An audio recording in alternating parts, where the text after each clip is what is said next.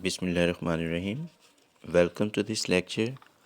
I'm Mudassir Naeem. I'm shouldering my responsibilities as a lecturer in English at Government Postgraduate College, Khanewal.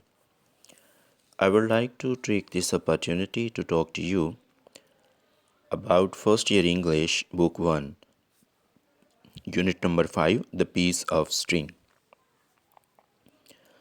The Piece of String is written by 19th century French short story writer Guy de Maupassant. Maupassant is called the master of short story form.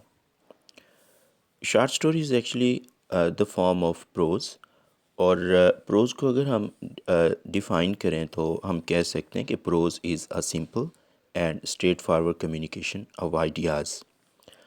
اور prose کو اگر differentiate کیا جاتا ہے poetry سے تو pros کو پڑھنے کے لیے ہم کہتے ہیں کہ پروز ہم پڑھتے ہیں for information sake and second one is for information sake. کہ پروز پڑھنے کا پہلا مقصد کیا ہے نثر پڑھنے کا کہ ہم حصول علم کے لیے اسے پڑھ رہے ہوتے ہیں, اور دوسرا کیا فنکشن اس کا فور پلیئر سے خوشی کے حصول کے لیے.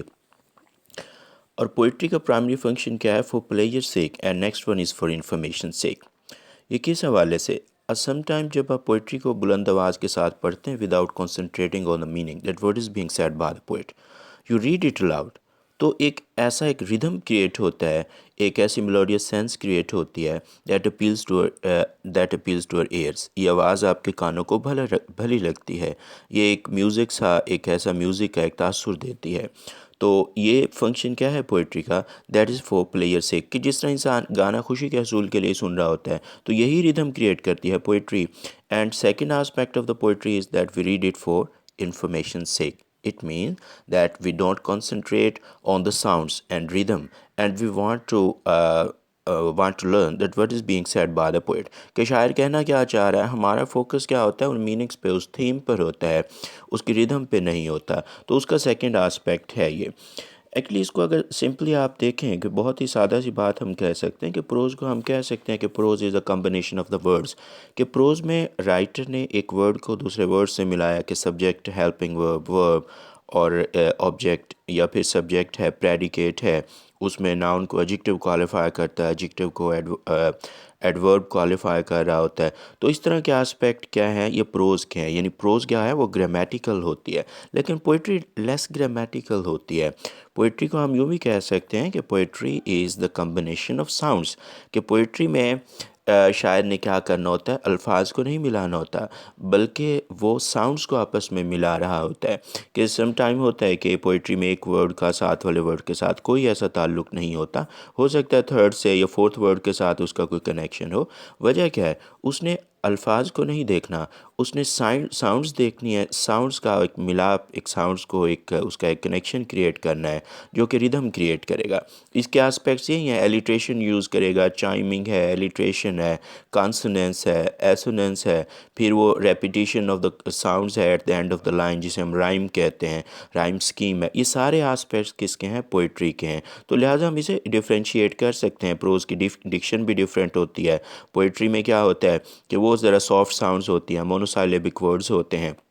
تو یہ تو آسپیکٹس ایک جرنل سے ہم نے بات کی, ایک بریف سا جو ایک آئیڈیا دیا آپ کو کہ how we can differentiate prose and poetry.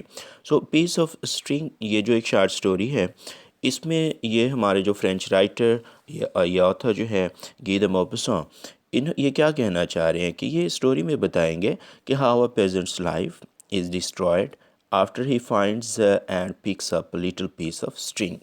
Story کا اگر ہم دیکھیں کہ مورل لیسن کیا ہے, یہ مورل کیا ہے آف دا اسٹوری, تو مورل یہی بنے گا to don't blame others of theft اور کرائم وداؤٹ انویسٹیگیٹنگ پراپرلی. کہ آپ بغیر تحقیق کے کسی پہ بھی نہ جھوٹ کا الزام لگائیں, نہ چوری کا, نہ یہ کہیں کہ یہ شخص جرم کا مرتکب ہوا, کہ بغیر انویسٹیگیشن کے ایسا کسی شخص پہ الزام نہ لگایا جائے. Main characters of the story, ان میں مسٹر ہیوبرٹ ہی مین کریکٹر ہیں, the old man who was accused of picking up the pocket book. And second one is Mr Manana, the harness attendant who saw Mr Hubert picking up the pocket book, کہ جس نے کہا ہے کہ میں نے اس شخص کو دیکھا ہے یہ پرس اٹھاتے ہوئے. اور مسٹر جیمز بھی ایک کریکٹر ہیں, who is the caretaker of the public hall, and the mayor of the town یہ کریکٹر ہیں, the police officer who arrested Mr Hubert. And six character is George who found the pocket book. یہ اس کے main characters ہیں. And now move on to the first passage of the text book.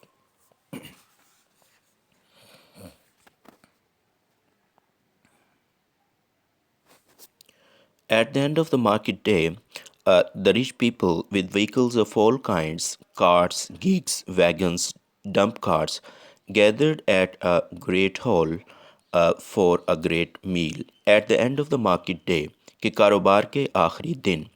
The rich people کہ امیر و کبیر لوگ with vehicles of all kinds کہ جن کے پاس ہر قسم کی گاڑیاں تھیں. کارٹس اس میں یعنی چھکڑے شامل تھے. گگز گھوڑا گاڑیاں تھیں. ویگنز تھیں. ڈمپ کارس مطلب کہ مال بردار گاڑیاں یا سامان اٹھانے والی گاڑیاں. Gathered at a great big hall for a great meal کہ کاروبار کے آخری دن امیر لوگ ہر قسم کی گاڑیوں, چھکڑوں, گھوڑا گاڑیوں, ویگنوں, مال بردار گاڑیوں میں آئے اور ایک بڑے ہال میں شاندار کھانے کے لیے اکٹھے ہوئے. There were chickens, pigeons and legs of mutton in the roast کہ وہاں مرغیاں, کبوتر اور بکرے کی رانیں بھنی ہوئی تھیں یا بھنی ہوئی بکرے کی رانیں موجود تھیں. And an appetising odour of roast. Appetising جو اشتہا انگیز ہے, بھوک میں اضافہ کرنے والی ہے. روسٹ آف بیف اور بھنے ہوئے گائے کے گوشت کی اشتہا انگیز خوشبو تھی یا ایک ایسی خوشبو تھی جو بھوک کی شدت میں اضافہ کر رہی تھی. Leaf and gravy dripping over the brown skin which increased the appetite. Increased اضافہ کر دینا, ایپیٹائٹ بھوک کے لیے کہ سرخی مائل بھنے ہوئے گوشت کی سطح کے اوپر سلاد کے پتوں اور ٹپکتے ہوئے مسالہ دار شوربے نے بھوک بڑھا دی تھی, بھوک کی شدت میں اضافہ کر دیا تھا. And make everybody's mouth watered کہ یہ منظر دیکھ کے ہر کسی کے منہ میں پانی بھر آتا تھا. Everyone told his affairs his purchases and sale کہ ہر کوئی اپنی خرید و فروخت کا ذکر کر رہا تھا, کہ ہر کوئی اپنے معاملات کا تذکرہ کر رہا تھا, یا ہر کسی نے اپنی چیزوں کی نمائش اور خرید و فروخت کے بارے میں بتایا. ہر آدمی اپنے معاملات کا تذکرہ کر رہا تھا, خرید و فروخت پر بات چیت ہو رہی تھی یا وہ خرید و فروخت پر بات چیت کر رہے تھے. The diners discussed the crops and weather which was favorable for the green things and not for wheat کہ کھانا کھانے والے فصلوں اور موسم پہ تبادلہ خیال کر رہے تھے جو سبزیوں کے لیے موزوں تھا یا جو سبز پتوں والی فصلوں کے لیے موافق تھا لیکن گندم کے لیے موافق نہیں تھا. Suddenly at the sound of the drum beat in the court, everybody rose from the seat except the few ones who still had the food in their hands. Suddenly کہ اچانک ہی at the sound of the drum beat یہ ڈھول کی تاب کے مطلب میں آیا کہ اچانک ہی منادی کی آواز آئی تو دربار میں ہر کوئی اپنی نشست سے کھڑا ہو گیا. except the few ones سوائے ان چند لوگوں کے who still had food in their hands جو ابھی تک ہاتھ میں کھانا لیے ہوئے تھے, مطلب کریں گے جو ابھی تک کھانا کھانے میں مصروف تھے. کہ اچانک صحن میں ڈھول کی تاب سنائی دینے پر ہر ایک ماں سوائے ان لوگوں کے جو ابھی تک کھانے میں مصروف تھے اپنی نشست سے اٹھ کھڑا ہوا. After the drum beat had ceased کہ جب یہ منادی کی آواز ختم ہوئی, the drum beater called out to the people اب وہ منادی کرنے والا لوگوں سے مخاطب ہوا who were now attentive وہ لوگ جو متوجہ تھے and impatiently بے صبری کے ساتھ, بے قراری کے ساتھ waiting for him اس کے منتظر تھے to call out the public announcement کہ وہ کوئی عوامی اعلان کرے. کہ جب ڈھول بجنا بند ہوا تو منادی والے نے لوگوں کو پکارا جو اب متوجہ تھے اور بے صبری سے اس کی طرف سے اعلان کرنے کا انتظار کر رہے تھے. It is hereby made known to the inhabitants of this place inhabitants مکین رہائشی کہ اس جگہ کے مکین یا رہائشیوں کو آگاہ کیا جاتا ہے and in general to all persons in the market کہ اس بازار میں آنے والے ہر شخص کو یہ بتایا جا رہا ہے that a black leather pocket book کہ ایک سیاہ چمڑے کا ایک بٹوا containing 500 shilling and some business paper کہ جس میں 500 شلنگ اور کچھ کاروباری نوعیت کے کاغذات تھے. کہ اس جگہ کے مکینوں کو اور عمومی طور پر بازار میں موجود تمام افراد کو آگاہ کیا جاتا ہے کہ ایک سیاہ چمڑے کا بٹوا جس میں 500 شلنگ اور کچھ کاروباری کاغذات تھے was lost on the road between 9 and 10 in the morning کہ وہ آج صبح 9 اور 10 بجے کے درمیان سڑک پر گم ہو گیا، گر گیا. The finder is requested یعنی جس کو بھی وہ ملے is returned to the same measures office کہ جس کو ملے اسے درخواست کی جاتی ہے میئر کے دفتر تک پہنچا دے. ٹو مسٹر جیمز یا یہ مسٹر جیمز کو لوٹا دیا جائے.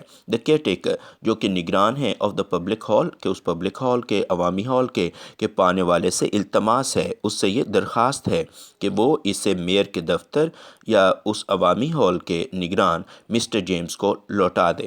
دیر will be a reward of 20 shillings کہ اسے 20 شلنگ انعام کے طور پر دیا جائے گا کہ اسے 20 شلنگ انعام سے نوازا جائے گا. That's all that I want to say.